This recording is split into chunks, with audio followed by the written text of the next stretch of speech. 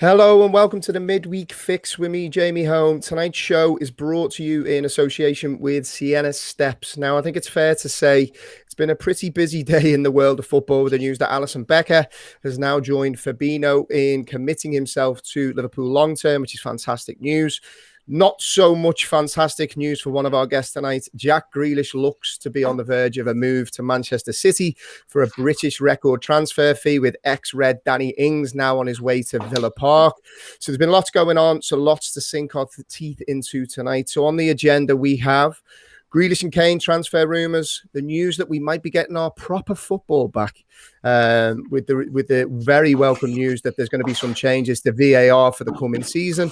What we're also going to do is we're going to give some of our players to watch for the season ahead and also give our reaction to the Alisson contract news. So delighted to say, joining me tonight, we have Gav, we have Keith, and we really didn't plan it this way, honestly, Conan. We have Conan Doherty of the fantastic Villa podcast. I'm going to come to you first, of course, Conan, because I just want to check, are you okay, mate? Because it's probably been a rough day for you, has it? It's been an absolutely fucking terrible day, to be honest, lads. I'm in the pits here. I'm trying to figure out words to put my relationship with Jack Grealish in a justified manner. Like, I've been obsessed with this boy since he was 18. Like, I found, remember Ireland beat Germany in 2015? I found an old Vine. Remember Vines, like where I was changing my computer in work, the background, the screensaver from Jack Grealish to the Ireland-Germany game. Like, you know, this is when he was a teenager. Like, I had him as the background in work. Like, how sad is that? You know, my girlfriend said to me one day, I said to her, "Oh, guess who won man of the match for England again?" And she goes, "Either Jack Grealish and he's brilliant, or not Jack Grealish and everybody's wrong." You know, this is the sort of shit that she's been listening to from me over the years. And I don't know what we're going to talk about actually now going forward, but it's devastating. It's a happy day for horse, though, is it? Yeah, but I'm like, it's awful news. Yeah, like there's no other way to put it. When you look at it, I suppose, because obviously we look at it through a different lens, you know, and I'm similar to you. I'm a massive Grealish fan. I'm disappointed that arguably Liverpool's biggest rivals for the title, I believe, for the season ahead have gone and signed, for me, one of the most gifted players in the league. But from a Villa fan perspective, because, you know, Liverpool fans have had it in the past, you know, when big players have come and gone. Is this something that you were kind of expecting? Because I know me and you have had a little bit of back and forth, you know, over the last few months when, you know, the rumours were starting to circulate. You were confident that you could potentially keep hold of him. What's the mood like amongst Villa fans? Certainly the Villa fans that listen to your podcast. Is it kind of wishing him the best, or is there a little bit of resentment there? Oh, like there's definitely resentment. I wouldn't even say it's split, and it's a shame considering how good he's been for the club. But like, I was so confident that he would stay this year. I knew Jack Grealish would leave eventually, but I thought after he stayed last year, when the team had just finished 17th, they were a terrible team that were lucky to stay up in the Premier League. I thought once he stayed, like, and then Villa improved so much last year that he'll definitely hang around now to see where this project is going. And it's actually just disappointing. Like, you know, if Grealish left when Villa were at their seeding, when, you know, he was obviously outgrowing the team and the club, and it wasn't as exciting as it is right now with rich owners, and like that's another thing that's disappointed people. Like, for me, it didn't really make any sense to sell him. Because he had 4 years after his contract, he's going to be worth the same next year, and you're trying to push on. Like, you're trying, like, by all accounts, Villa want to get into Europe. Like, and the best way to do that is get Grealish. We can't replace him. Never going to get a player of that caliber. So I suppose it's just disappointment after he signed last year. People will obviously still wish him well, but I also think the fact that he's gone to Man City hasn't enamored him with anybody. Like, I knew that Jack Grealish would go someday, and I always hoped it would, well, ideally be abroad or be to Liverpool and United. Just classic clubs with proper legacy. Like, I still remember 10 years ago when Villa were perennially ahead of Man City, just come out of nowhere, can't fill their stadium, pointless sort of club. Like, it's not a big thing. Like when you're with Liverpool or City or Villa or Everton, it's more real. And like, obviously when he's from there as well, you didn't think he would go for City, but sure, that's the modern day. Keith, what's the Liverpool's fans' spin on this? Because I suppose, we look at this and ultimately we just see Manchester City recruiting another top talent for a shed load of cash. Yeah, I mean, Jono made a comment there that I said I don't care what other teams do. And I stand by that, to be honest. I don't really care who Man City buy. I think Liverpool have proved, that if we're on it, we will be going for a 90-plus point season, and we have the capability of doing that. So Jack Grealish to Man City, while is an excellent addition, I don't really care what City do. I think too many people panic about what other teams do. I think if you concentrate on your own team and what you do, I think that's the best way to be. But look, Jack Grealish is an excellent player. Now, I'm wondering, Conan, is the fact Dean Smith's a Villa fan, isn't he? He's a local lad. Would there have been like a gentleman's agreement, you think, even with him, that he'd give them a year and then the writing's on the wall that he was always going to go this summer? Because I know what you're saying, you thought he'd stay, but is it, in some ways, as a Liverpool fan looking in, is it the right time for him to move? Villa are back in the Premier League. They're fairly well established now in the Premier League. They've a rich ownership. The money isn't an issue. Maybe it's the right time. Maybe it's the right time for him to move on. I thought, like, and I was genuinely trying to remove myself from being so selfish about it all and being just so ingrained in Aston Villa. I was trying to think, if I was in his shoes, what would I do? And I genuinely came to the conclusion that I would have hung on for another year with how big the progression was from the first year in the Premier League to the second year. It was night and day to what it could have been now this year. And again, he would have got all the money he wanted. Like that would have been looked after. And he would have been 26 next year if Villa didn't qualify for the Champions League. And I just thought, if they did, which was a massive outside bet, in my head, the way this is going to play out, stay a year, see if they get in the Champions League, won't happen, then he'll leave. But if they had got there, like one night in Europe with Aston Villa would just mean so much more than playing with Man City. Like, am I being naive though? Like, am I? I feel like we sort of become obsessed, with trophies. Like, it's like now, it's the media, but it's almost the Americanization of football. Like, every player and their legacy is judged by how many trophies you put beside their name at the end of it. And they're all told. And Grealish has this in his head. Kane has this in his head. If I don't get whatever amount of numbers beside my Wikipedia page, I haven't done it. But does it matter that much? Like, he goes to Man City. I think the game's changed, Conan. I agree with you. I'm a football romantic, right? And I always hark back to the likes of, I can only talk with confidence around Gerrard and Carragher because they are the last two, in my opinion, of a dying breed. You could now probably put Henderson in that, given his tenure at Liverpool, but I think now with the modern breed of player, I think they will give clubs a certain period of time, like a Kane, like a Grealish, where, to be honest, again, outside of looking in, no emotions, like Grealish, as you've said it yourself, has dragged Villa, through tough times. No one can question what he's given to the club.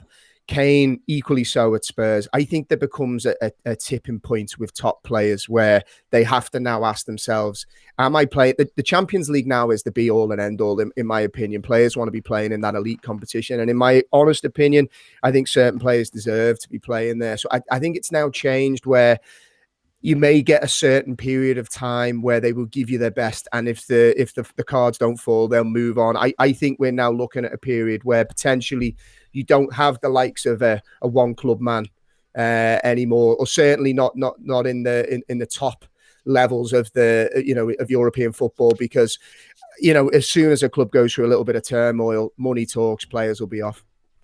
Yeah, I think the way I see it, it's like he'll win stuff with Man City. Of course he will. It'll be mostly League Cups. He'll win a league or two, might win the Champions League, but it's easier to win with Man City. Like, winning stuff with Man City, now this sounds stupid, so bear with me. Winning stuff with Man City isn't an achievement.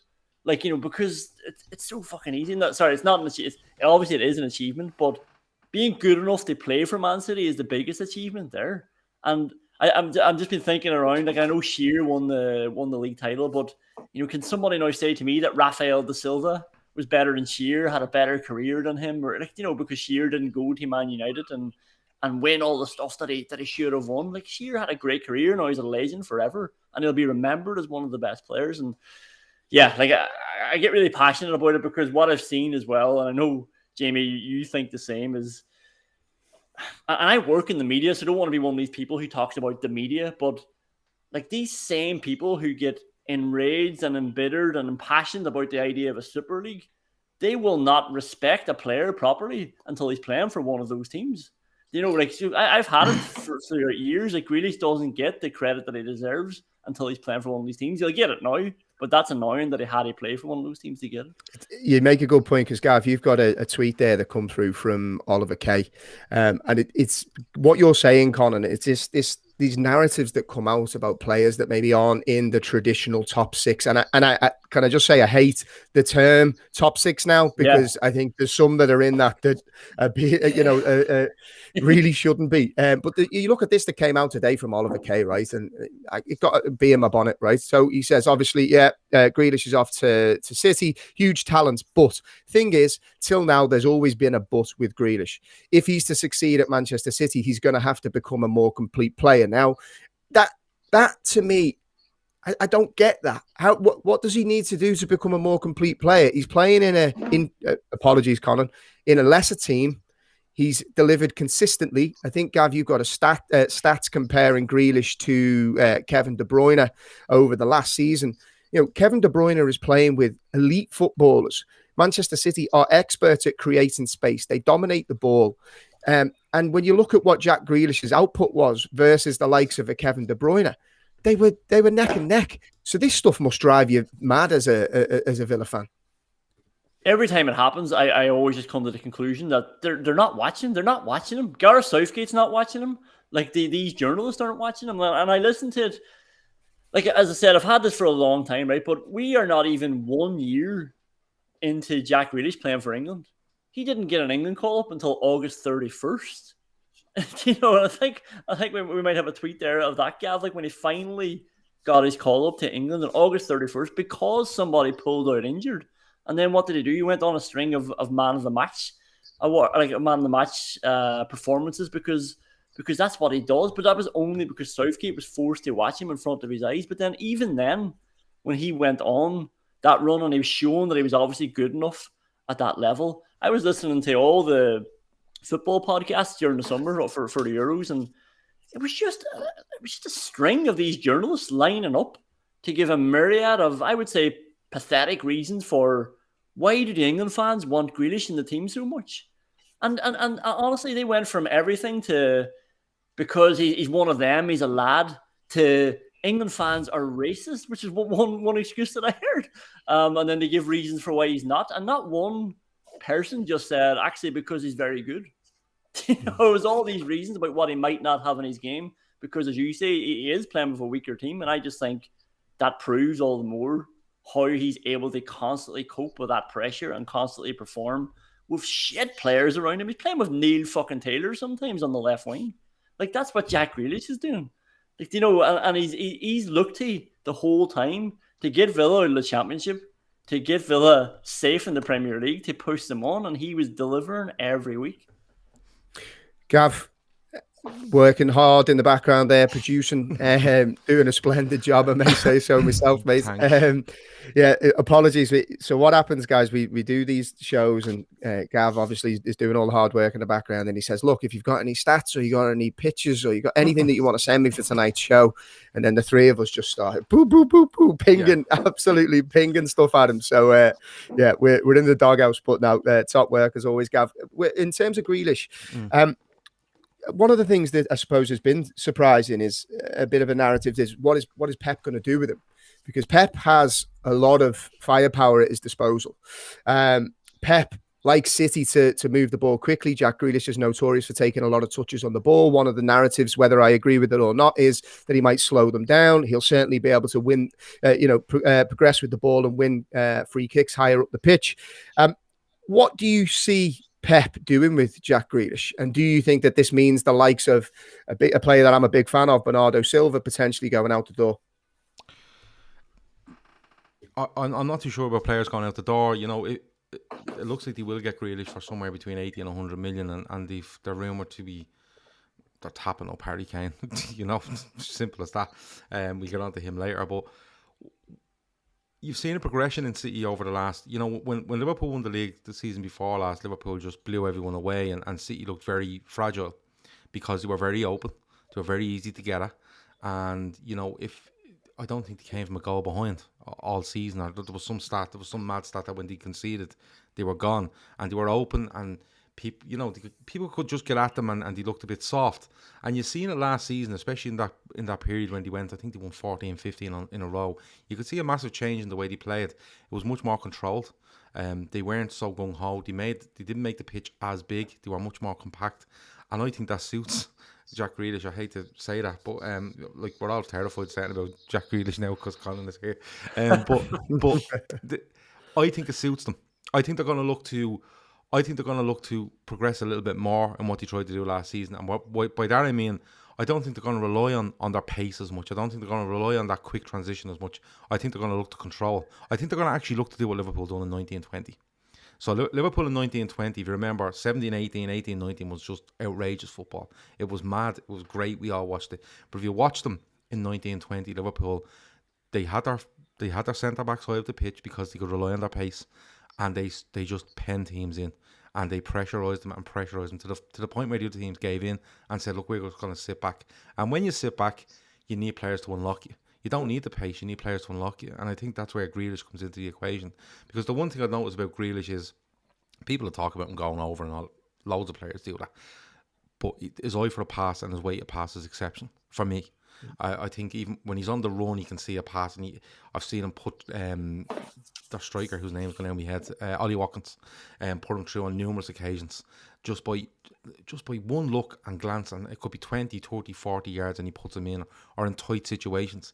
He's making stuff happen for Aston Villa and for England at times. So while I think, City are playing another sport when it comes to finances in football at this stage, I think he actually does suit them, and I think he's part of a progression, because we'll get on to Kane later. We've seen Kane in the last year become a bit more of a, deeper number 9, and a bit more creative, and a bit more looking for his wide men, and I think he suits City as well for what they're trying to do. But when it comes to the transfer itself, Jamie, what can you do? There's nothing you can do, and people will say it's sour grapes if you say anything wrong, and it's not really on my part. I know what City are. I know what City were. I know what they are now. And no matter how many words I say about it, it's not going to change what we're looking at now and what we're looking at into the future. Especially with a pandemic and Pep telling you couldn't afford a striker 6 months ago, and now he's looking at possibly putting 250 million quid on the table for 2 forwards. So it's just one of those. But I think Grealish, people might tell you that, will he work, will he not? He most definitely will work, because he's a brilliant footballer. Yeah, and I think the key thing, when good players play with better players, it's all about speed of thought. And I say this with the ultimate respect to Aston Villa. The fact that he's going to be playing with better players at Manchester City, he does things on instinct. He pops balls around corners. There's players there. There's quicker movement. There's better runners. Everything's first time. So I actually think you're going to see him go up a level. And I've got a funny feeling he might be played as a number 8 or somewhere in the middle where he can retain the ball. Because I think that's one of his biggest strengths is keeping the ball in condensed areas. Keith, I'm going to come to you because Conan, you'll be pleased to know, mate, that we're gonna move on from Jack Grealish, mate. You got through it. You're okay. Hopefully it wasn't too painful. But we're going to come on to another big money transfer for City, which is the rumoured transfer of Harry Kane. And Keith, I'm going to come to you because one of the things that stuck out to me is it's aside from the money that City are potentially spending, because look, it's theirs to spend however they want. It seems very strange that Harry Kane has been given some pretty poor advice for me. And I think, Gav, you've got a tweet. It was of a Jamie Carragher article where he made comparisons between maybe the period where Steven Gerrard was thinking of leaving Liverpool, and you ultimately want to keep your reputation intact. From an outsider's looking in, it looks like he's been poorly advised at the moment with him staying away from the training centre. It's Harry Kane's a strange one, because I don't want to keep going down the same rabbit hole, but the narrative around Harry Kane going on strike compared to other players who've done the same thing is pretty ludicrous. And Jamie Carragher saying that, you know what, don't sully your name. Harry Kane's already done the dirty deed here. Do you know what I mean? He's already gone on strike essentially and told Spurs he won't be back. He's playing a game. It's similar really to Grealish at Villa. You know, he could have, as Conan said, he could have stayed on, but there was a risk of him becoming a Matt Letizia type of character, staying there for a long time and maybe not getting the silverware. And Kane's in the same sort of boat as well. It's interesting that Jamie Carragher and Gary Neville are doing a lot of defence of Harry Kane and how he's going about things. I don't know. I think Harry Kane's a pretty... he's a bit of a shady character for me. I don't think loyalty is one of his main attributes. And, you know, why should it be? Because football now, clubs aren't loyal to players, so players probably shouldn't be loyal to clubs. And that's something that fans, maybe we have to take a step back and realise. But, you know, the advice that he's getting, so I think Harry Redknapp came out and said, you know, you have to watch when you go up against Daniel Levy, because you can try our best to act a maggot to get out of there. But if they set a price for him, it's up to City to pay that price. And if they're setting a price of 160 million, which is rumoured, I don't know. Look, I don't know what the figure will be. They're not going to be able to do a deal with him. Whether Harry Kane sort of tries to throw his toys out of the pram or stamp his feet, I don't know how far that'll get with the Spurs ownership group. The one thing about them is they're desperate for money. With the new stadium that they built, the pandemic, it hit them very hard. And in one sense, you could say, well, they might take a reduced deal, but Levy's previous is that he will not take less. You know, we've seen it with players. They've got top dollar for Gareth Bale, Luka Modric, and they held for all their players really that he sold. They've done good deals on, and I can't see this one being any different.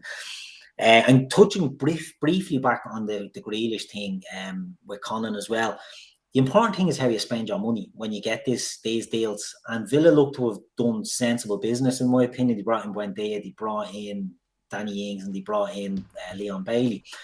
You invest your money well, and it'll be interesting to see what Spurs do with the Harry Kane deal, because I don't know how much money is going to go to Nuno for transfers based. You know, if they get 160, I can't see that being reinvested in their squad. But I don't know where Kane, you know, thinks he goes with it, because the talk, again, like I said, the narrative that he needs to go out and with his pride intact and all this sort of thing. I don't think Harry Kane really gives a rat's arse about that. I think he just wants out of there and he wants to go to Manchester City. It'll be interesting to see, you know, what he does there. I think he gets out. Obviously, he gets his way, but I don't think it'll be for less than what Daniel Levy wants. It may not be 160, but I can't see it being too much below that, because he drives a hard bargain and he will not back down.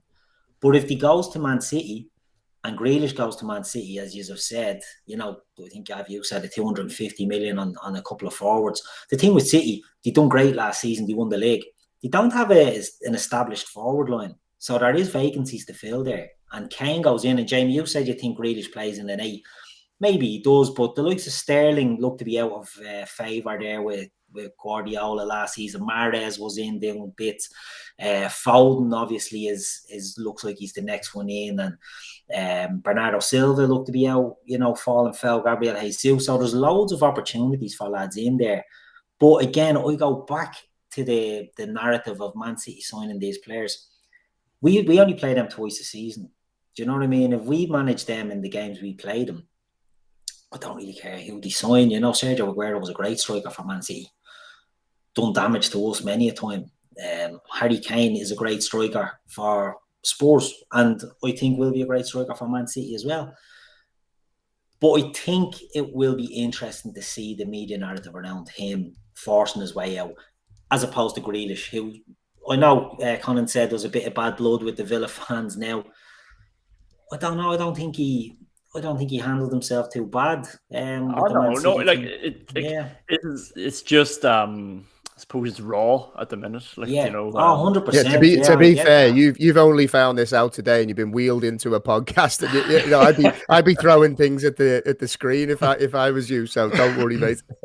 yeah. But And even like, online, it seemed to be very, a lot of the Villa stuff that I'd seen online was like, Judas and all this sort of stuff. And I don't know. I don't get that. I think. yeah, and there's a big reaction to that as well. Like, so that's common. Like, you know, the backlash to people having a backlash on them. And, Yeah. like the contrast is night and day. You're talking about Kane. I think Kane's any chance he wanted to preserve his dignity or integrity was gone when he started walking around a golf course with Gary Neville for his YouTube channel, like, you know, and just talking openly about wanting to go and talking about his legacy and things like that. Or swearing on his kid's life that he's got a touch on a ball that he clearly didn't. Yeah, like that's just like this is Harry Kane. Harry Kane's an asshole. Like if we're being serious, like, you know, like the way he plays football, like he claims goals that aren't his. He bends his back in an attempt to break players' necks. Apparently, you know, he's one of those boys, and this is actually the worst. Sometimes he's crying when the ball isn't out of play. He's pretending like it is out of play. I hate that. I think that's just so weak. Like, you know, he'll have his hand up pretending to somebody it's out of play. Like, this is the sort of stuff that Kane does over and over and over. And yeah, he's not a likable character, and he's probably a good match for City. And just a comparison, like, you know, Grealish was in training this week, and, you know, he was there taking pictures with the fans and chatting to them, and like, he's especially great with disabled children, because I think a few of his relatives have conditions, and like, you know, he's just being himself and being comfortable. Whereas I don't know what Kane, if he is staying away on purpose, I don't know what he thinks he's going to achieve, because Keith mentions Daniel Levy. Like, Daniel Levy isn't going to take 10 million off the price tag because Harry Kane hasn't trained for 2 days. Like, if anything, he's just making him more money because he's going to fine him a week's wages. I think you're right. Sorry, just Marcus Barnes has a super chat in here, and it's a mention for a speedy recovery for Fofana from Leicester. Apparently, he's had a shocking challenge on him tonight in a game, and it looks like a dislocation or a break. Was the words I seen just before we come online. And I had my leg broken exactly the same way, Gav. What it is, he's gone in for the tackle, and the guy's tried to scissor. So if you do the scissor motion with the legs, he's followed through with the second leg, and his leg's basically in the middle and gone. It's the technical term is a shithouse tackle, and to do that in pre-season is it's a disgrace. Well, just on Harry Kane, you know, and Conan's mentioned Gary Neville there, and we've put some up on the screen. Believes something significantly wrong must have happened behind the scenes for Harry Kane to go on strike, with the player now on collision course with Chairman Daniel Levy. Conan's right. When he's walking around a golf course saying actively that he wants to leave, I think City have just got in his ear and said, listen, we'll offer you. They're going to offer him the sun, moon and the stars. And, you know, and we see clubs do this all the time. Barcelona done it to us with Coutinho, where they just help players do this and do that, and it'll happen in the end, and we'll make sure you're looked after. But I think City have picked their time on this, because I think they could have went for Harry Kane last summer. You know, we knew what the writing was on the wall with Aguero, and I think they could have went for Harry Kane. But I think they might have looked at it and went, look, it's a bit more difficult last season, because they had the Champions League the season before. You know, Pochettino leaves, Mourinho comes in, and actually, in fairness, when Mourinho comes in, they've top 4 form right through when he's there, you know, in that season. And Harry Kane's probably looking at it going, look, Mourinho's got us going again. You know, he's going to bring in players. Mourinho changed the way Harry Kane played as well, for the better for me. You know, he helped him. He kind of watched his minutes as well, and the amount of running he was doing. You have the new stadium at Spurs, and I think at that time there was probably too much of a pull towards Spurs for Harry Kane, for Man City to seriously go and do it. But they're looking at it now and they're saying to themselves, look, Harry Kane is 28. They've lost Mourinho. They now have Nuno Espirito Santo. The stadium, okay, that's fair enough. I think they're playing European Conference football. Yeah. I think, and City have just looked and went, now it's the time. Now it's the time, because everything lines up. Now, the only stumbling block I think they're going to have, like Conan says, is Daniel Levy. Because Daniel Levy, the thing about him is, and I've said his name 2-3 different ways now at this stage, but the thing with him is that he does stuff for spite, in my opinion. And I like it. He stands up for his football club a hell of a lot. And I think the fact that Harry Kane has more or less gone on strike and has returned to training will only make the Daniel Levy turn around and go, well, if you want to play it that way, let's play it that way. And it was 150 last week and it's 170 this week. And I'm just going to keep putting a tariff every time you don't turn up for training. But City will end up paying it because I think they've made certain promises to Harry Kane and are probably ready for the reaction of Tottenham Hotspur as a club. But somebody said in the chat there, they reckon that Spurs will get a player or two. I think that's probably one of the things that's probably just delaying it. I'd say it's literally get one or two players sorted. What Man City player will go to Spurs? That's the problem with that. I don't know. I'd say the likes of a Mahrez might. I'd say Mahrez might if he's out. Yeah, I think he would. I think you've got to think of the London connection as well, though, Keith. Yeah, it's something for these foreign lads, it is especially their wives. No, but it's a year in the Conference League. Do you know what I mean? And it's a short enough career. And if I'm Riyad Mahrez, I'd want the bleeding King's ransom to be going out there to go to Spurs, and that's that's the thing. In a normal circumstance, Spurs is an attractive club, Arsenal is an attractive club, but you're going in there at a not very attractive time. Like I've seen Laporte getting linked, and I've seen Jesus getting linked. No way are they going to take that drop to Spurs at the moment. It'd be interesting to see what players they could get. It might be like a Nathan Aki or something. Might be the level of player that they could throw in, but I don't know. It'll be interesting to see. But Gary Neville's saying that there, it's like he's putting no blame whatsoever on Harry Kane. He's looking, something happened to Spurs, something must have happened behind the scenes, something happened at Spurs to make him do that. No, nothing. Like Harry Kane, fair enough, he wants to get out. It didn't have to be that Spurs were doing that to get him out. He clearly is on the hunt for medals. As Conan said, it's an American thing. They go ring chasing. I think that's what he's doing. He'll get more money. He'll double his wages, maybe more. But let's not make out that Harry Kane is an innocent victim. But you see, Keith, this is a tactic that's being used because Harry Kane in that interview with Gary Neville was saying, I want to play in the top competitions. I want to score goals in the top competitions. I want medals from the top competitions, right?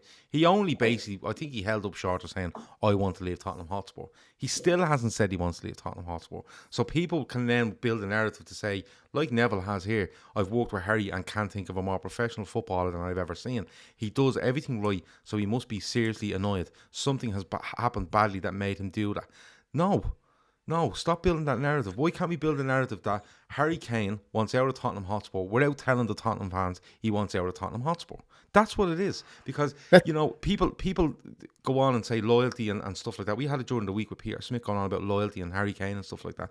But part of them do want a legacy and to uphold that legacy like Harry Kane has at Spurs. So he, without saying I want to leave, right, and not turning up to training, okay, he can now spin a narrative through the media or friends or whoever it might be that, look, they've done something wrong and he's not going to say what it is and Spurs aren't because they've done something wrong. That's the narrative that's being built. Yeah. And it may be true, but on the other side of it, why doesn't Harry Kane just hand in a transfer request to Tottenham Hotspur? Hand in a transfer request and say, I want to leave this club and go and join Manchester City. And the reason he won't, right, or he hasn't done up until now, is because straight away, any little narrative or any little doubt in the back of any Spurs supporters' minds that maybe he is being treated badly completely gets thrown out the window. And the only story that comes out of it is Harry Kane, the messiah of Tottenham Hotspur, has asked to leave the club and go to Manchester City. And that's why it hasn't been said.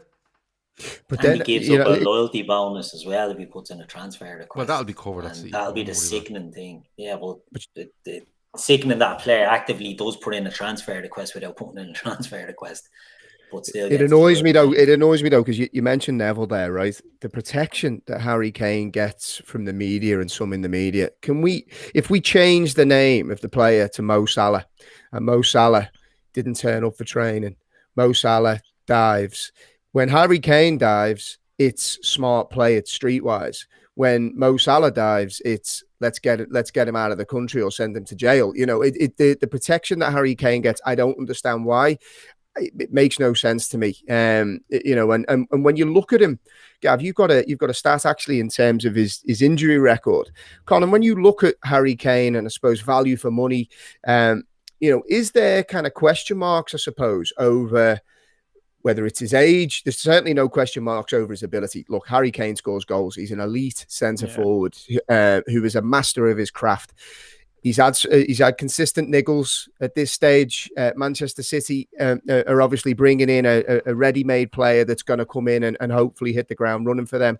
For the money that's rumoured to be paid, is there any question marks over the transfer, or do you just think this is a surefire thing? Yeah, like I would love to say that there are question marks over it, but I don't think there are. Like, yeah, he's a brilliant player, and he's going to have a lot of success at City, which is a tough pill for all of us to swallow. Like, he's going to do really well. The injuries are a concern, but I'd say they're more of a concern at Spurs, where his absence is way more glaring. Like, Harry Kane will miss a few weeks at City, and nobody will bat an eyelid. You know, like they'll just play Phil Foden up front again or Kevin De Bruyne, and they'll be rotated a bit more. Like, I know they'll want to play as much as possible, but you know, they'll mind him a bit more because they can. They don't need him playing every game, and they don't also need him running out to centre midfield where Grealish and De Bruyne will be. Like, he'll be up holding the line, getting easy goals, getting all those tap-ins and the pullbacks that they'll be providing for him. Like you said about changing his name to Mo Salah, they're changing it to Philip Coutinho. Like, you know, is this not exactly what happened with Coutinho leaving Liverpool, where there was a bit that did he not show up to training, or there was a bit of a bad. Don't remind me, Conan. He was my son's favourite. You can hear this story again. He's my son's favourite player, and Liverpool were playing in Dublin in a pre-season friendly, I think against Bilbao. Keith, you've got better knowledge than me. I think it was. Yeah, and Coutinho pulled the plug. I think it was the day of or the day before that game, and my young lad was devastated. So fuck Phil Coutinho. I'll never forgive him for that. But like, you know. But like, the narrative is from everybody, like, you know, outside of you as well, Jamie. But like, you know, fuck Phil Coutinho. But in the general circles, it's never going to be fuck Harry Kane. And as far as Gary Neville's concerned, like, you know, any English player manager or United player manager are going to be back to the hilt without question. Like, that's his disposition, and he'll keep doing it. Gav, one thing just I want to finish on before we move on to the next topic. Manchester City playing on a bit of a cheat code here, in that because they've been able to effectively stockpile players, and I don't mean, because the thing that's always thrown at me, you know, when I make comments on social media is, well, we don't go and buy, you know, really expensive players. But that's not the question here. You've got 3 or 4 30 to 50 million pound players in each position. And in effect, Manchester City can get rid of, and I use this quote unquote dead wood, which for anyone else would be a star player. They can shift a load of that and cover these two transfers quite comfortably. There's one tweet from Jay Motti that I've seen today, actually, that there seems to be a narrative now that, you know, no teams are going to be able to compete with Manchester City. And, you know, from a personal perspective, I think that's absolute nonsense. I think there's more than enough talent in the Premier League to give Manchester City a run for the money. No more so, I have to say it, from Liverpool. I think with our best 11, I think we can go toe-to-toe to them. But Jay Motti makes a great point. He said, United won 3 in a row, signed the best striker in the Premier League has ever seen. Well, that's debatable in Ruud van Nistelrooy. And one of the world's best midfielders in Varane, and finished 3rd the next season. Yes, City will be a force, but it's never over before it's begun. Mad to start throwing in a towel. The narrative seems to be that, you know, Manchester City are playing a cheat code and they can do whatever they want next season and no one can do anything about it. Do you share those sentiments, or do you think that teams can still stop them? Oh, teams can still stop them. There's no doubt about it. You know, go back 2 years. Go back to possibly 3 years. You know, I think they win the league in 17-18, don't they? Yeah, 100 points. You know, 100 points, and people thought, this is it now. This is it for forever.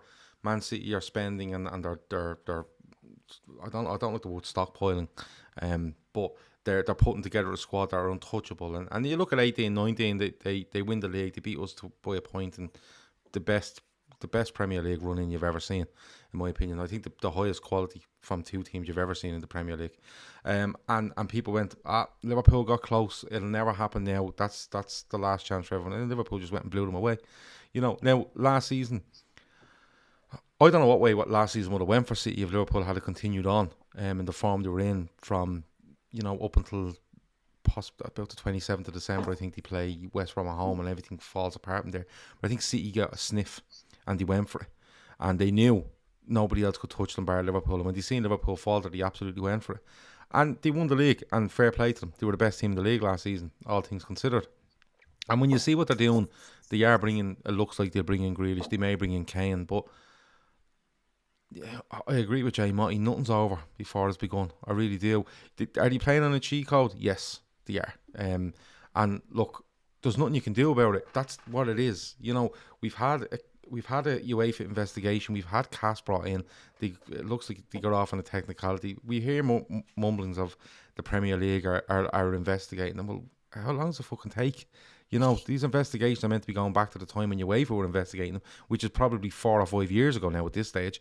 And the Premier League are still, I don't know if they're putting it out in the social media world or the media world or whatever it might be, there's investigations going on. How long does it take? But at the end of the day, look, I'm a Liverpool fan. I support Liverpool. I watch Liverpool. I think Liverpool can win the league. Yes, absolutely. Does it make it harder when City do what they're doing? Yeah, it does. But at the end of the day, you can't go into a season going, City have it won because they've signed possibly 1 or 2 players. You just have to get on with it, and if they're doing anything wrong, I don't know if they are. If they are doing anything wrong, something will come of it at some stage. But look, they're just playing on a different level financially, and you just have to come to terms with that. For me, without sounding flippant or hurt by what City done, Man City were a mid-table at best Premier League team, and they just literally got a country behind them and went and done what they're doing. And is it right? You can argue it all day if it's right or wrong. Would you take it? I would suggest 90% of football fans probably would. But at the end of the day, it's Man City that have done it. That's where here is where we are, and you just have to get on with it. You do, because you either get on with it or you don't. That sort of way. There's no in between here. There's no kind of, can we hang on and have a look at everything that's going on here and then start the season? No, the season starts in 10 days' time or whatever it is. So let's get on with it and let's see how it goes. But I still think Liverpool. I think possibly Chelsea could push them. Yeah. Two things to call out before we move on to our beloved VAR. I have to say, Jay Motti's idea that Ruud van Nistelrooy is the best striker the Premier League has ever seen is wild. So we just I think he's up there. Yeah, so do I. I think he probably is the best. Yeah, I think he's so so fucking good, Van Nistelrooy. I think I picked him as the best in the Premier League in a show before. I think he was amazing. So, just to clarify, Thierry Henry, you still class Thierry Henry as a striker, yeah? I did.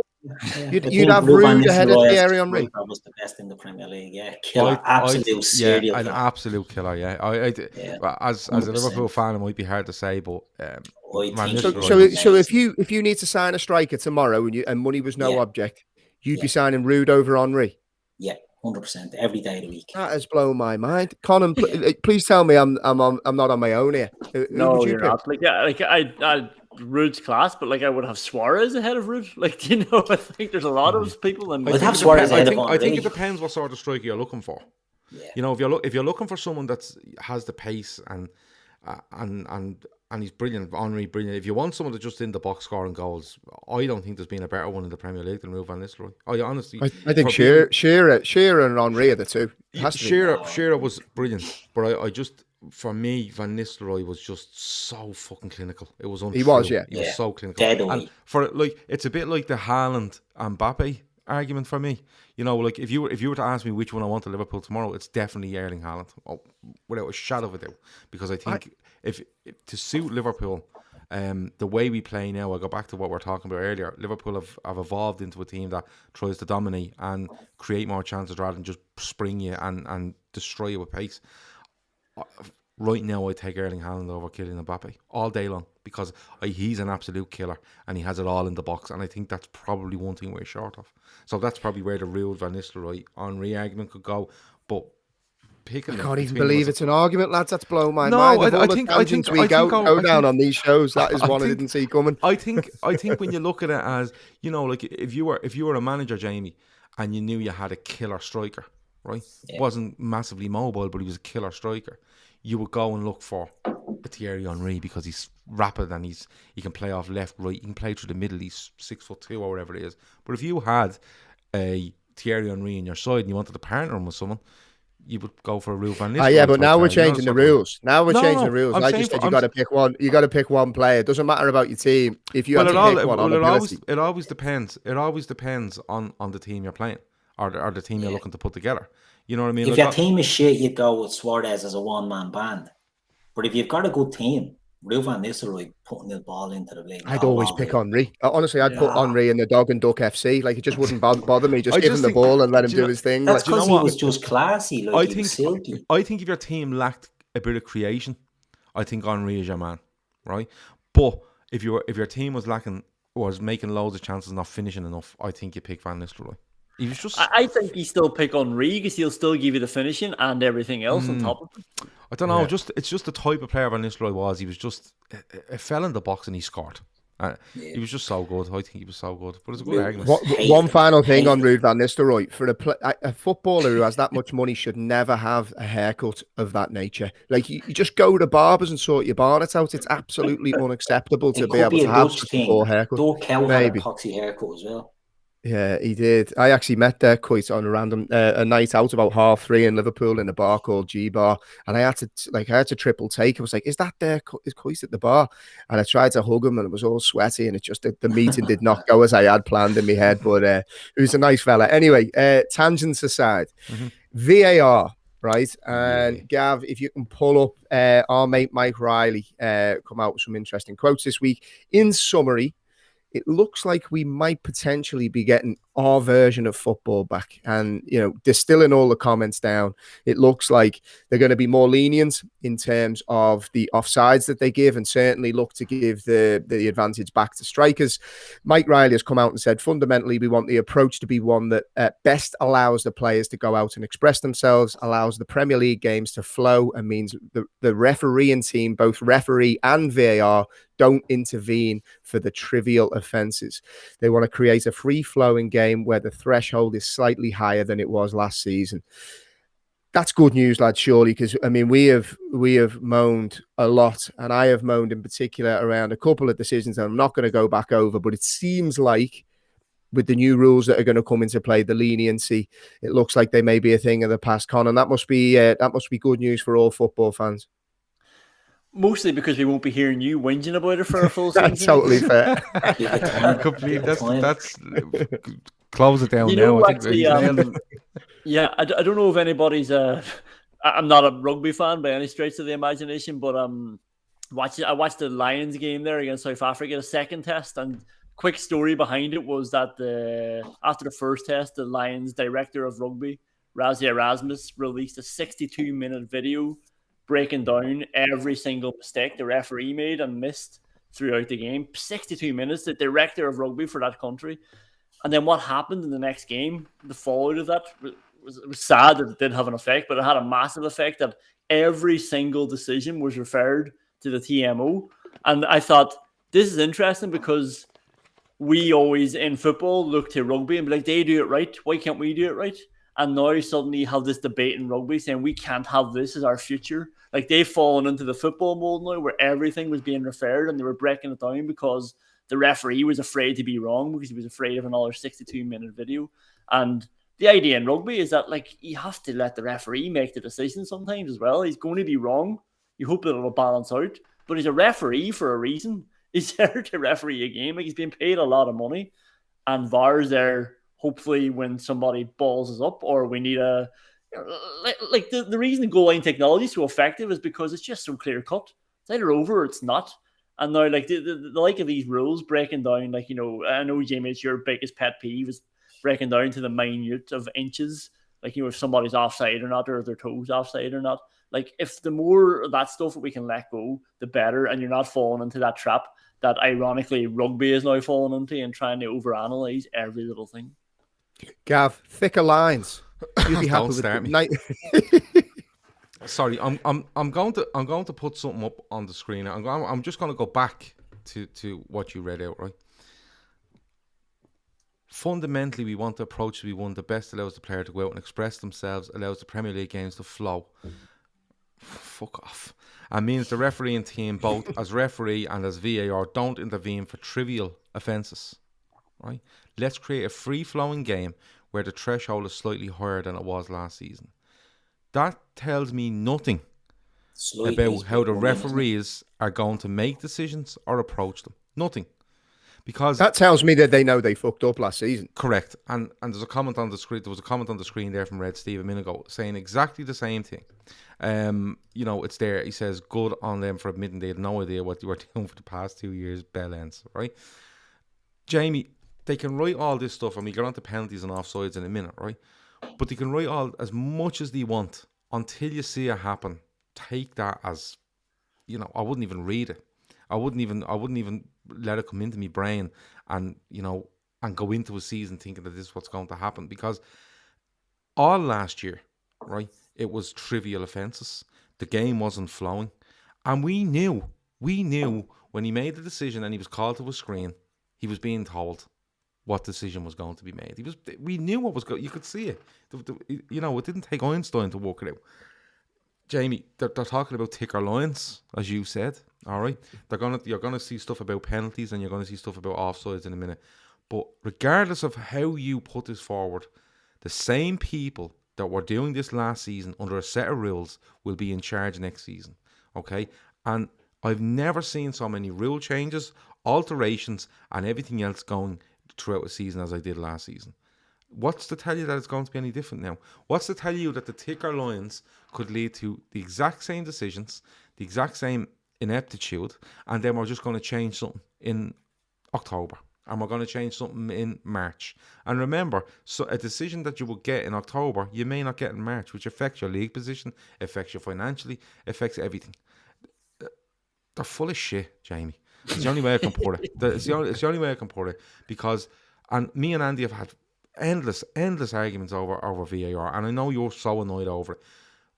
But at the end of the day, regardless of what you write down on a piece of paper or objectives or you put out in the media, the same people that were just nearly abandoning what was meant to happen last season, right, are going to be in charge this season. And Matt was talking to us the other day, and he said to us, they should start fast tracking people in refereeing, and that will get more people interested, and more people that understand the game, can keep up with the game, and aren't so set in their ways, into the game at the highest level, and then you can implement it. The difference in the Euros and European football to the Premier League is unreal. It's unreal when you watch it.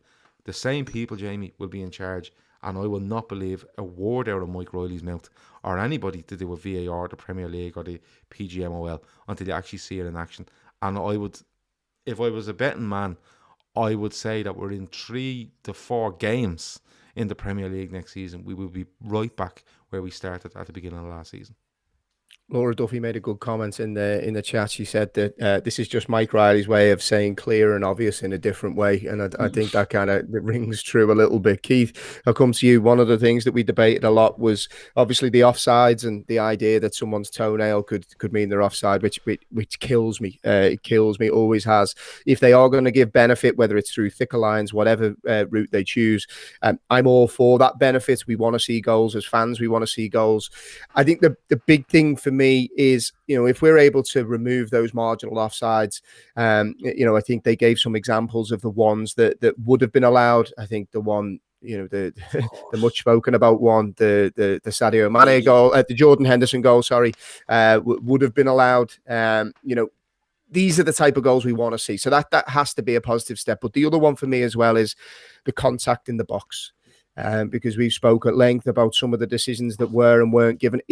It's a bit of common sense, and it seems like now they're trying to look at intent and not just that any contact in the box is a penalty, because that was one thing, as a former player myself, just because there's contact doesn't mean it's a penalty, especially now when players are looking for contact and then going down. It certainly looks now like they're going to be analysing the contact and seeing, does that contact result in the actual, the falling over, the likes of a Danny Welbeck.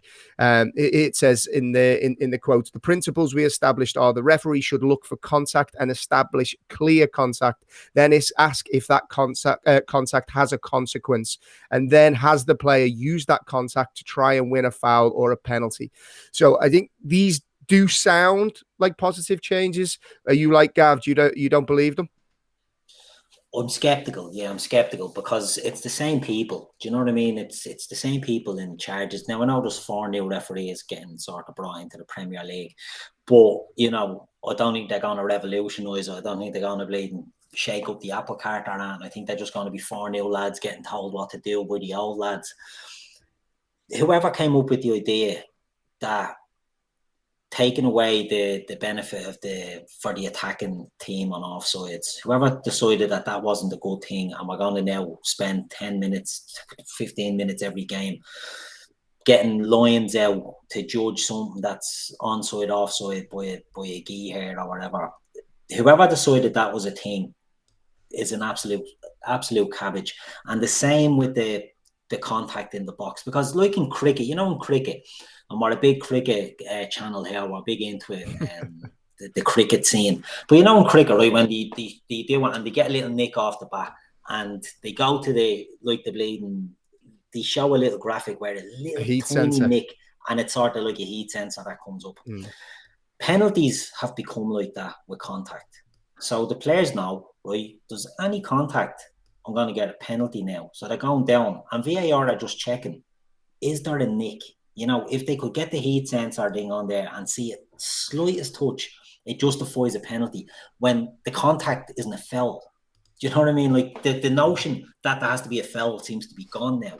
It just seems to be, is there a touch by a player on another player in the box now that we can give this penalty? It's slowed down everything. It's gone to ridiculous lengths in England, how they've taken this fucking time to make these decisions to come to them. But if it takes you 5 minutes to decide an offside or a foul or a touch, it's too long, and it shouldn't be taking that.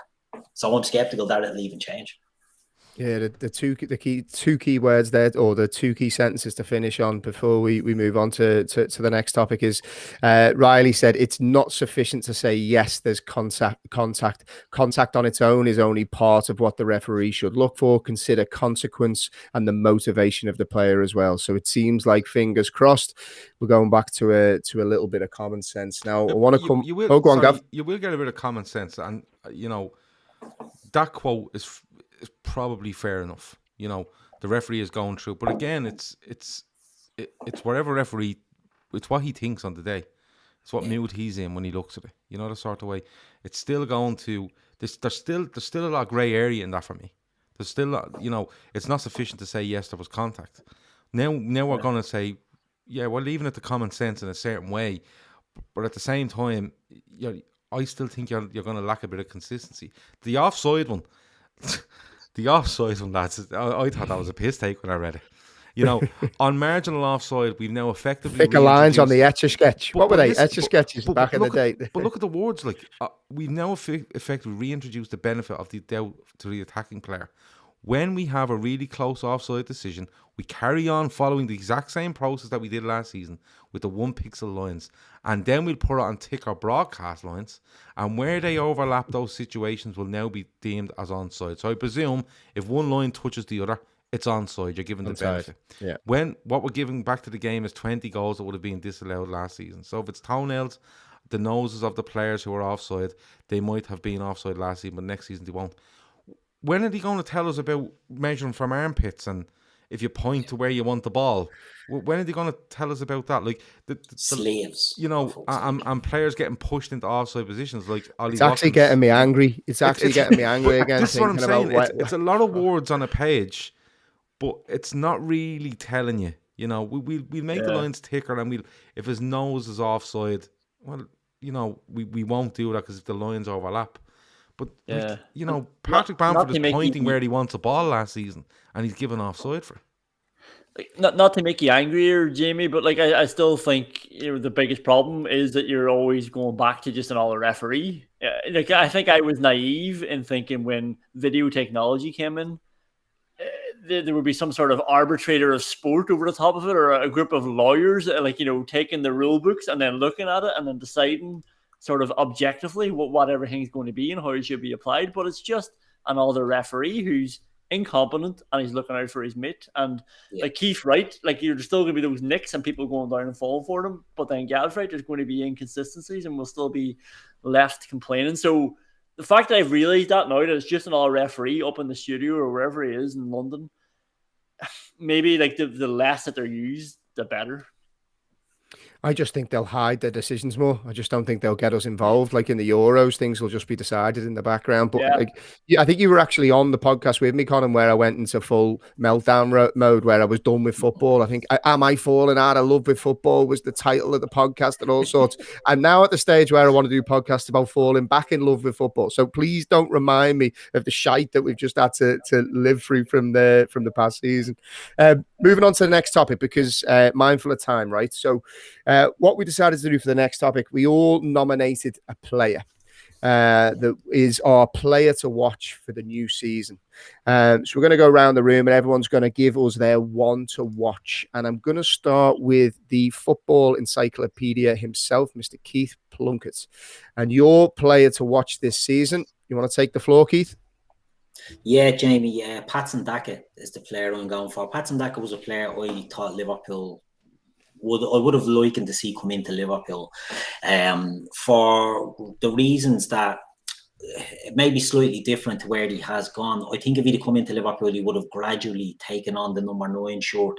I think he would have been a player that maybe not have gone as a starter for Liverpool, but would have been more than adequate backup, and in time would have taken on the mantle from Firmino. I think going to Leicester is a very interesting move for him because Jamie Vardy can't go on forever. Jamie Vardy is excellent. Jamie Vardy, Jesus Christ, you think he can't go on forever and you might get another 3 years out of him playing the way he is. But I think in all seriousness, Jamie Vardy looked to be slowing down a bit. I know he's still getting his goals, but they're managing him a lot more now. More economical with his movements as well. I think he's not just a rat up a drain pipe constantly. He's just got to be a bit smarter. Exactly, and I think that you could see that clearly sort of with Leicester last season. And I just think Patson Daka is an ideal replacement because he is. We've done the comparison before on the show. I think he's very like Samuel Eto'o. I think he's very like Samuel Eto'o in his play. I think when he gets in around the box, I think he's lethal in there. People would say, look, he only done it in the Austrian league, which is fair enough, but Erling Haaland done it in the Austrian league and then he made the step up. I know Minamino hasn't exactly pulled up any trees since we got him, but this guy went in and he took over from Haaland essentially when he left, and he's got a good goal return for them. You look at the stat there on the thing, you can see 18, 19, he only gets 3 goals in 15 games, but they wouldn't have been starts. He would have been, I think Haaland is obviously still there at that stage. Then you can see the next season he's hitting 24 and 31, and then last season 27 and 28. His assists aren't great, but he's not that type of player. Do you know what I mean? And I think he might have actually got an assist or 2 for Leicester already in the pre-season games. I just think the type of player he is, he will take chances. We spoke about Ruud van Nistelrooy being a serial killer in the box. I don't think he's at that level, by the way, but I think he's of that ilk of player. You're not going to see maybe too much from him in the build-up, but I think in and around that last third, I think he's going to be good. And I think he's a good foil with Iheanacho, because he came on last season, in fairness, I thought he'd fallen off a cliff, and he sort of came back and forced his way in. And I could see him doing well with Vardy, but it'll be interesting to see if he starts the season or if he's brought in gradually by Rodgers. But he's one I'll be watching with interest, just to see how he develops. But certainly one that interests me. So, Conan, what about yourself, mate? Who's your player to watch for the season? Well, given what's happened this evening, I probably should have gone for Danny Ings. I think I missed the boat with that one. That would have been a good one after Villa signed him out of nowhere. And I know he must be happy with the signing, though. Well, it is a good sign. Like, actually, it would be one to watch because I imagine like the conversations that Dean Smith has had with him are similar to what he would have had with Ollie Watkins. Like, Ollie Watkins had a choice between Spurs and Villa, but Villa won over because Dean Smith was saying, "Come to Villa, I'll help get you in the England squad." Like, that's his ambition. And Danny Ings obviously wants to get back there as well. There's obviously a conflict of interest now, the two of them there. But like I say, they can probably play together. They can both play across the front three. there's options. Villa needed depth. Not going to turn us into a Villa podcast, even though I've actually got another Villa player as a player to watch. But just on Danny Ings as well. Like, Jamie, I know if you had a choice between Danny Ings and Thierry Henry, you would always go with Danny Ings as well. 100%. Great minds think alike. Conan, is there any possibility of Villa changing their formation with the players that they brought in? You always would have played a 4-3-3, wasn't it? With Watkins through the middle and Traore or Trezeguet maybe on one side and Grealish on the other. But when you bring in the players that they've brought in, is there going to be a change of shape there? Like, as you touched on, Watkins and Ings working together, but Leon Bailey has to fit in there now as well. And when they coming in for big money, like, is there talk of a formation change, or will it just be a case of Ings will play some, Watkins will play some, and the two boys will go wide? Yeah, like, there's 4 boys there, and I don't want to write off Bertrand Traore altogether, but like I sort of am. There's 4 lads there, and that there's Buendia, there's Bailey, there's Watkins, and there's Ings. And I think between the 4 of them, 3 of them will play, but they'll all get 30 games a season. Like, Villa were really missing depth. Like, Villa have been operating with 9 players last season. Like, you know, it's not enough. As soon as Grealish went down, we were bollocks. Like, and like you mentioned, it was 4-3-3. They tried to change to 4-2-3-1 to get Barkley involved. Worst idea of all time. If your tactic is to get Barkley involved, it's the wrong tactic. But what that also did was it exposed midfielders. Like, so you had Douglas Luiz, who was class the year before, but you had him and John McGinn now sitting in a 2, and none of them the Fabinho type or the Ndidi type, or, you know, just somebody to control a game, get on the ball when everyone's freaking out, to enforce, like, you know, to mince somebody when he's trying to come through. And those 2 were just really exposed last year, had bad seasons, and that was Villa's biggest weak point, and it was because of that formation, which they probably needed from an attacking point of view. So we're still really missing a midfielder is the overriding point with Villa, but it gives them more options as well. Like, you know, Villa went behind a lot last season, and there was a stat that was going right up until I think past the midway point, where every time they went behind, they didn't get a point. Like, they folded, they just lost the game, and a lot of that's down to their inflexibility and their lack of options. So, you know, rather than bringing on, and, you know, don't want to demean him, but rather than bringing on Keenan Davis, you can now have Watkins and Ings up top, which is way more lethal, like, you know. Yeah.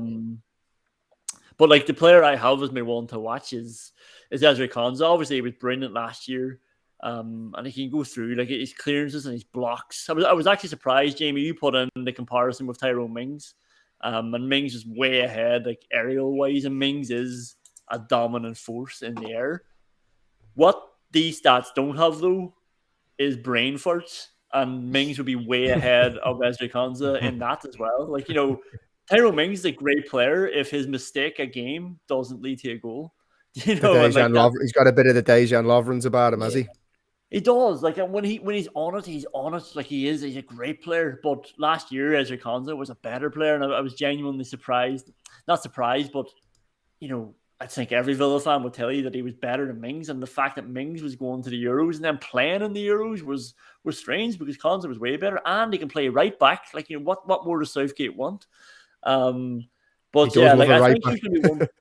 Yeah, he's going to be one to watch, and mostly as well. Like, and this is why the Grealish thing I think is so painful. Obviously, he's a legend, but when Grealish went, it has now sort of, I think Villa were trying to step beyond being a selling club or a feeder club, just trying to get out of that Everton mold. Like, Villa and Everton were always sort of on that level where players played well, but they could be picked off by the bigger clubs.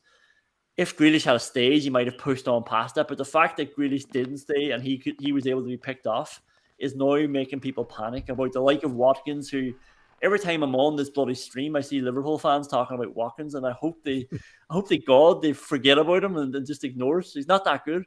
The like of Watkins, the like of Konsa, like these good players that are coming through with Villa. Martinez, you wonder if they get so good, you know, are they going to be picked off as well? Now, obviously, ideally, you want your signings to be good. You want the young lads to be good, and coinciding with these quality players, then you can actually just step on to another level. But there is just that fear. Somebody like Konsa as well could just push on to that other level and might attract a lot of interest, but I hope he doesn't. It's funny, I was doing my fantasy football team with my son before, and I was surprised, Conan, there's a hell of a lot of value in that Aston Villa team.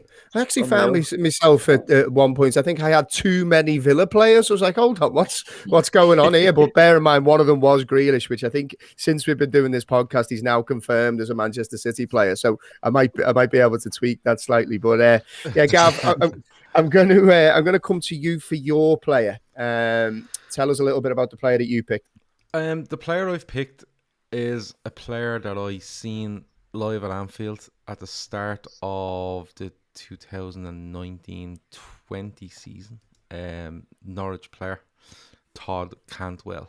Norwich weren't bad in that first half, and I think they ended up going in 4-0 down. But Cantwell just had something about him, the swagger. Yeah, lovely touch.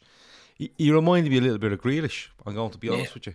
The way he takes control of the ball, the way he kind of tries to drift past people. He had an eye for a pass, and I really like the look of him. I think he suffered at Norwich because I'm not a fan of their manager. I think he plays very Daniel Farke. Yeah, I think he plays extremely naive football, or he did do 2 seasons ago. And while people were telling you Norwich were great to watch, they were getting beaten every week. I hope that changes for them come this season. Obviously not on the 14th of August, but with Todd Cantwell, I just like the look of him. And he's had a season in the Championship after being in the Premier League, and I was surprised he wasn't picked up by somebody. But yeah, I think he's a really, really good player. I think he's really good work rate. I think he holds onto the ball well. He sees a pass. He doesn't look the strongest of guys. He kind of has that build where you think, is he a bit lightweight, but he's not. And I think, if Norwich come up and can keep, they'll continue to play that brand. But I think if they're not as naive with and without the ball as they were the last time, and they can give a little bit more protection and be in games more, I think Cantwell could be somebody that could do really well for them. He's another year older now coming into the Premier League. He has the experience there of playing at the top level, and he knows what it's about. He's not coming in cold this time. I think he's somebody that that could really, really push on. And I'm surprised Norwich are coming back into the Premier League with Todd Cantwell in their squad. I thought he would have been snapped up last summer or January last year. So he for me, he's one to watch, and it's just going on from what I've seen at Norwich. And when I've seen him play, and of course I've seen him live play, and I just really like the look of him. It's funny you draw the comparisons with Grealish, because some of the noises today is that's who Villa are potentially looking to bring in to replace Grealish, and that there's some genuine interest there. There's people in the chat saying that he's a better player than Maddison. I'd be surprised. I mean, when you look at the value, I think the rumours are, and I was told a little bit of info a couple of days ago that the price to get the Maddison deal done would be over 70 million, and Arsenal are confident of getting that done. You look at the output of a Todd Cantwell and probably the money that it will cost to get him on board. It's there's certainly a lot more value potentially to be had in the likes of a Todd Cantwell. 70 million for James Maddison is ludicrous. It's crazy. Over 70 million. Yeah, it'll probably take over 70 million to get it done. The English tax is one thing. So 2 things that are annoying me a little bit at the moment. English tax on players makes no sense. Why do you have to play more? Because they're English, and then the phrase top 6, as I mentioned earlier. There's teams that are in that top. Who is the top 6 now, by the way? Who is actually? God only knows. It's still Spurs and Arsenal. It's West Ham and Leicester. Yeah, absolute nonsense. Spurs and Arsenal. Absolute nonsense. Okay, so to finish off, my player to watch, and I'm terrible. I didn't look anywhere other than Liverpool because I find it very difficult to do that. And I'm going to pick a player that I've seen some strange noises on social media of late, and that's Curtis Jones. And the reason I wanted to pick Curtis Jones, I think he was a victim of circumstance last season, in that, very much like Thiago, he was playing in a midfield without shape. He was playing in a team without its spine. And anybody that has watched Liverpool over their sustained period of success, or certainly, competing for major trophies, is without that spine, it's very, very difficult to play in that Liverpool team. What the demands are for the 3 centre midfielders are huge. You have to cover so much space, both offensively and defensively. But when you actually look at the numbers of Curtis Jones, and there's a couple of graphics that I'm going to pull up. He's 20 years old, first and foremost. He's been delivering these stats in a struggling side. And if you can go to the other one first of all, Gav, I think there's a slightly longer stat, which basically ranks him in terms of percentile for other players in his position. So if you can see the numbers in red, you can see where he ranks in terms of that percentile. So you can see, for example, pass completion, 95th percentile. Progressive carries is the big one, as you've seen on the previous slide, 96th percentile. And progressive passes, recoveries, so he's again 94th percentile. If you dive a little bit more into the attacking runs, because this is something I think that he offers that a lot of Liverpool players don't. We often talk about Liverpool playing against deep-lying teams and we struggle to break them down. What Curtis Jones can do is he can beat a man. He can break a line. And if you pull up the next stat, Gav, what it actually shows, it looks a little bit more of his ability to drive at teams. So it looks at carries, 95th percentile, total carrying distance. So the length of the field that he's taking the ball, he's running at players. Progressive carries into the final third, he's 97th percentile, carries into the penalty area. So you can see the consistent theme here that Curtis Jones is a 20-year-old playing in a struggling team who isn't hiding. He's getting on the ball, he's driving at teams, and he's trying to make things happen. Can you imagine what this 20-year-old is going to be able to do when the spine of the team is back, when Jordan Henderson is back in the team, when the lighthouse Fabinho is back in the team? They give Liverpool its structure for the likes of a Curtis Jones to go on and create.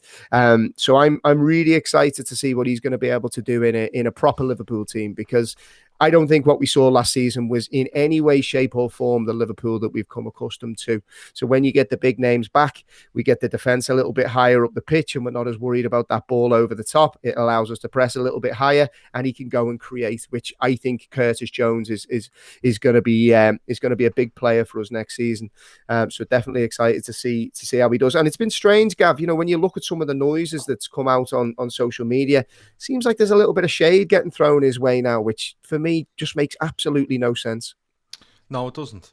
You know. Oh, great to see Curtis Jones in the chat there, by the way. Gav didn't see that. There, and he says, I didn't realise my numbers were that good. So there you go. Welcome, course. It doesn't make any sense, Jamie, because when I see people giving out about Curtis Jones, I put it down to a nervousness over the transfer window. Genuinely. Yeah.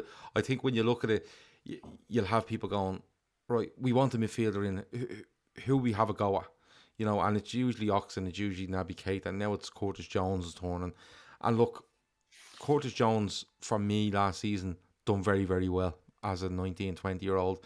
As you said, in the midfield that was faltering from December onwards, and then patched up because our midfielders were 25 yards down the pitch playing around as centre-backs.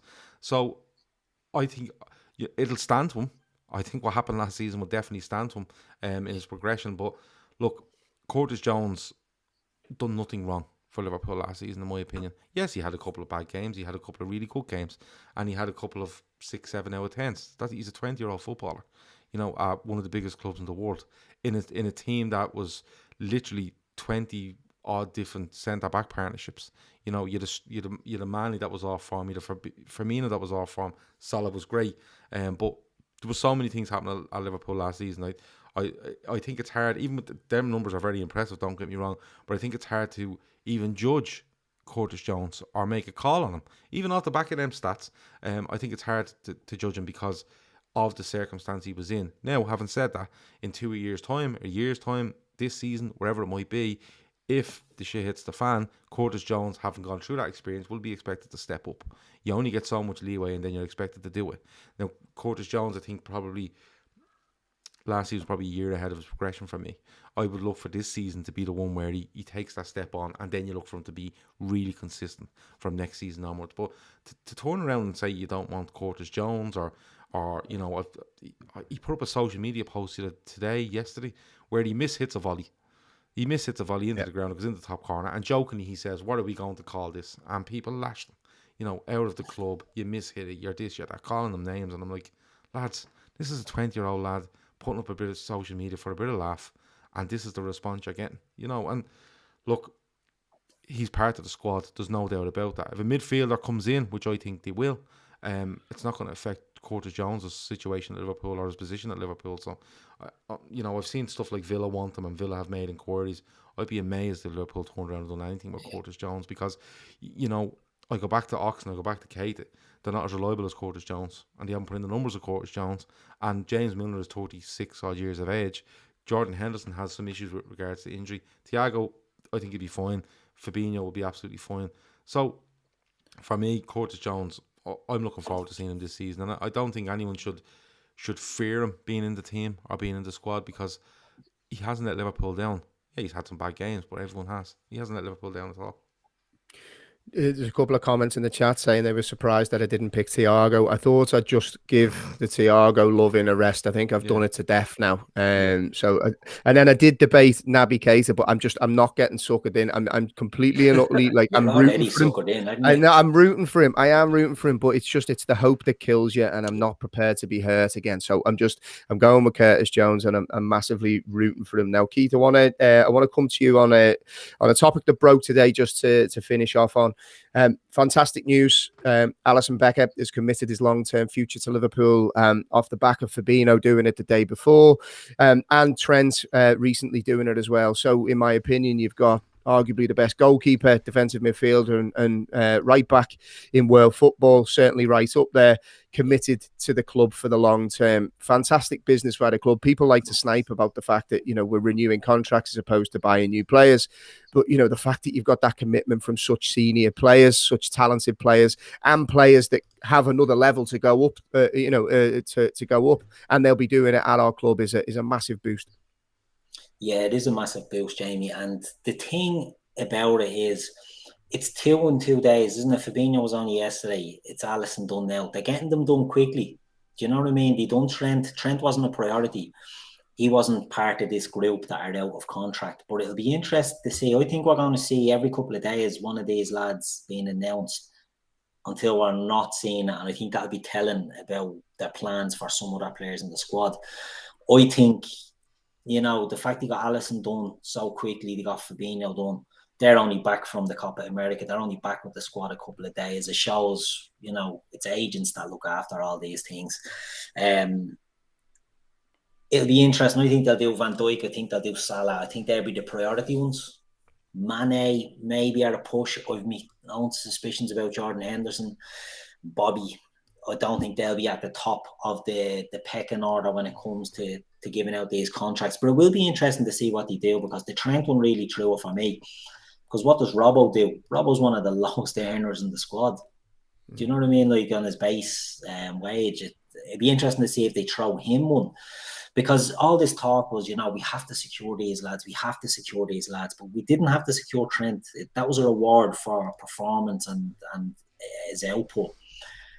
So it'll be interesting if I think they're going to get a few of these contracts done very, very quickly now. And maybe I'm an optimist, then they'll look at getting the incomings. I think we'll see one or two outgoings, whether they're permanent or on loan. And I think we'll get a couple of bodies through the door. But I thought I might have dragged out with these till the end of the window, the contracts. But the fact that they're coming now thick and fast makes me think this will be boxed off fairly sharpish, and then we'll get the business done. There was a comment that came in there. It was brilliant. I think it was from James Milne in relation to the stats for Alisson, and it said, "Where was the goals for stat?" I love that. Definitely something we didn't think that we'd have to say. But Gav, before I go to Conan to tell us a little bit about what's coming up on the Villa podcast for this year and where people can find it. Actually, I didn't read out that stat, did I? Here's one for some parties, interesting stuff for some parties that you're at. Alisson Becker is the only goalkeeper in Premier League history with a goal, an assist, a Golden Glove award, and a winner's medal. So take that one away with you, and put that in your football trivia quizzes. Gav, just want to finish off. A lot of people will talk about the need for transfers, but Liverpool very much said from the outset, this was going to be a time where they tie down their big players, and for so long Liverpool has been a stepping stone, not a destination for top players to spend their peak years. What this tells me at this moment in time, and whilst some fans are on tenterhooks waiting for new signings, I'm fully confident that we will bring in what we need. this is a massive statement of intent for Liverpool, because these top players, world-class players, are saying that they want to stay at Liverpool in their peak years. Yeah, absolutely. Like, you only have to go back probably just before Klopp arrived, and you have players constantly. You're worried. You're more worried going into summers about keeping players and actually bringing players in, and you nearly go into a summer where you think, well, will we keep him? If we don't keep him, who will we get? And famously, Suarez leaves, and we had a nightmare. Markovic and Balotelli and Ricky Lambert and all this sort of stuff. Whereas now, it's just par for the course, isn't it? That we renew contracts and we keep these players, and no one seems to come looking, because everyone's happy at Liverpool and wants to play for Jurgen Klopp. And I think that's where you get the opinion of some, and there's probably something to it that, when Klopp leaves, will all these players or players in the future want to play for us, because, Klopp is a massive pull and, stuff like that. So, but right now, Fabinho me and Grizz spoke about it last night. It's brilliant to have him in. I think that's a sign of intent, to show that he's going to be your linchpin in the middle of midfield, or the base of midfield for the next 4 or 5 years. Trent is just Trent. People will argue, but he's a generational talent for me. He's the way he plays right back is just phenomenal. And, Keith saying there they're coming thick and fast. I think these contracts are agreed weeks. It's not like they agreed it last night with Fabinho, and they took a picture of him this morning. These are agreed ages ago, and they're all just, agreed 2-3 weeks ago, and just get the paperwork done, and yeah, we're good to go now. And I think I'm hoping the same with Van Dijk. I'm hoping the same with Mane. Some people mightn't. I'm actually hoping the same with Firmino, Henderson. I want them all signed, because I think there's more to come. Some will say they're aging. Some will say that we should need to move on. But I think them players, I think they're good enough for another contract. And running alongside that, incomings, outgoings, that's all in the mix as well. There's no way Liverpool are standing around going, let's just wait and hope that someone bids for an Origi or a Shaqiri or a Nat Phillips or a Ben Davies or wherever it is. There's no way. There's loads of balls being juggled, I suppose, and we'll see the outcome of it. And some might be happy come the 31st of August, and some mightn't be. And I think the overriding thing about this is that I think 99% of Liverpool fans believe that 2 players need to come in. And if them 2 come in, who cares what goes out? The sort of way, that's the way I feel about it. Who cares? If Liverpool want to do that and they go about their business and get it done, fine. But you might see rocky ground come the 31st of August if 2 haven't come in, and there's a couple that are still there that you would expect it to leave. But overall, on the contract stuff, Jamie, just keep them coming, because they've done brilliant for Liverpool, and I think a lot of people are making way too much of last season, way too much of it. Yeah. And I think Liverpool will prove something next season. I really do, with all them players on new deals. I genuinely believe that, and that might be me being a bit pie in the sky or way too optimistic. But when you see what happened to Liverpool last season, and the 10-12 games towards the end of the season where they showed a real bottle and a real fight and a real belief to go, look, let's put ourselves in a position, and then we can go on and show people what we're really made of. In particular, Jota, Thiago and stuff like that. But more contract, good. Couple of incomings, good. Maybe some outgoings, let's see. But overall, I'm happy where we are at the minute. Well said. Now, Conan, before we wrap up, you had to sit through a little bit of Liverpool chat there, mate. Tell us, you've actually getting a bit of a reputation now on social media. You and your brother Liam, you have some crack on the Villa podcast. I'm not a Villa fan, as people may have guessed, but I listen to you religiously, and not just saying it because you're a mate of mine. I think it's fantastic. Tell everyone a little bit about the podcast and where they can find it, and what you got coming up over the next season. I appreciate that, and I appreciate you letting me talk about Villa a lot on this podcast as well. I think they're now my second club because of you. Yeah, I just on Gal's point, like it is mad that like Liverpool, like you're talking about being pie in the sky, or like people might think it's pie in the sky. Like Liverpool were fucking amazing just the season before last, and hopefully this year you won't have 2 midfielders playing centre back, and they almost forget the like of Curtis Jones and boys like that as well coming in, and maybe Naby Keita will come good, who knows? But like Liverpool's default is probably being the best team in the league, so they're in good footing. Like signing those contracts is a good thing, and we will genuinely talk about stuff like that on the Villa podcast as well. We go out after every game, after every Villa game, lot of whinging. There's going to be a lot more like Liam, who does it with me, was just texting me today saying he's not doing it this season if Grealish isn't there. Like, you know, he can't sit through 42 Aston Villa matches without Jack Grealish. Like, it makes it so much easier. Like, even when you lose, it's just fun watching them. So I imagine it'll be a bit more negative this season. And to be honest, from a Villa fan's point of view, they actually perform better, the podcast, when Villa lose. I think everyone gets excited to hear the depths that we fall into, and they get excited for the meltdowns. But we have a section at the end, so even if you want to skip to the end of the show, where we just talk about more general stuff, like more general football. Most importantly, we go out on Twitter just with our videos on the Villa podcast, so you can catch some of that stuff there. Actually, it's funny. There's a lot of Liverpool fans there that are following us, so I just hope that the Villa don't hammer you again this season, that I don't have to slag Liverpool off, so we can keep the mutual friendship going. Yeah, Dan J says in the comments, he says, Conan, I loved your podcast throughout the Euros. You and Liam are legends, I have to say. It definitely made the Euros more fun. So definitely do go check it out. Gav, any update on Sienna?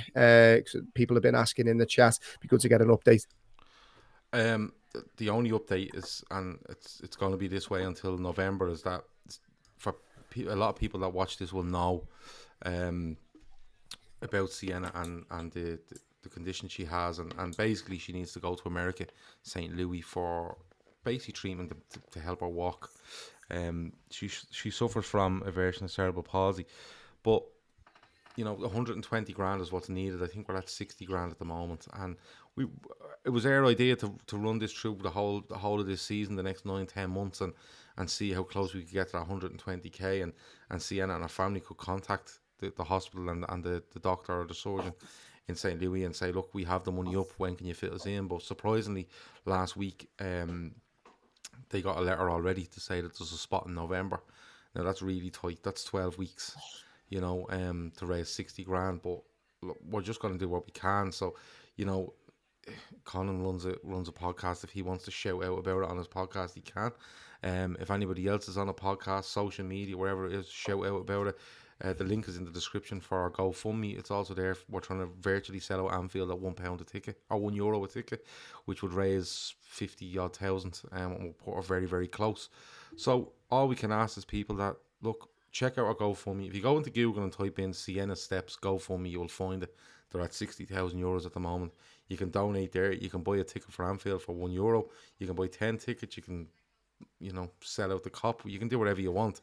But all we're trying to do is get the likes of me, the four of us on screen, all the lads at the LFC Daytrippers, lads at other podcasts, lads on social media that don't do podcasts, to just continue to spread the word. Because I believe, and again, this might be pie in the sky, but I believe if you tell 20 people about it or put it on your social media, that if one of those people donate and tell another 20 and it continues on, the name gets out there more and more, and the word gets out there more and more, and the amount of people that can donate gets bigger and bigger. And hopefully, I'd love nothing more than to come November to be sending Sienna dollars to spend in America as spending money from the LFC Daytrippers. I'd love nothing more than that. And I said the other night, helping Kane out a couple of months ago to get his money up was one of the proudest things we've done on the LFC Daytrippers, and this would rank up there alongside it, because at the end of the day, all we do is talk football.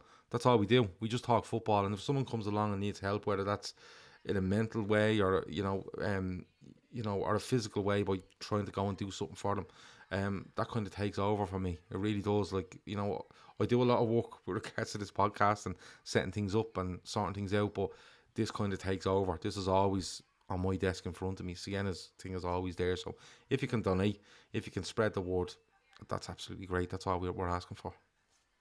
Fantastic. Perfect way to finish. Big thank you, as always, to Gav, Keith and Conan. Everybody in the chat, thank you for your comments and your kind messages that you send us throughout the week. It really is appreciated by each and every tripper. We've a massive season planned. So if you don't mind, if you can leave us a like before you leave and a comment under the video telling us what you thought of the show. And if you've got mates that you think would enjoy what we do send them a link and get them involved. It's very much a growing community here, and it's it's really something great to be part of. And it's not just exclusive to Liverpool fans. As I said, we get lots of guests on throughout the season that aren't specific to Liverpool. So we are proud of the community that we're building. We want to try and grow that where possible. So please do leave us a like, leave us a comment, and spread the word wherever you can. So with that, I hope you've all enjoyed the show. Make sure you enjoy the rest of your week, and we will be back with you next Wednesday on the Midweek Fix. All the best.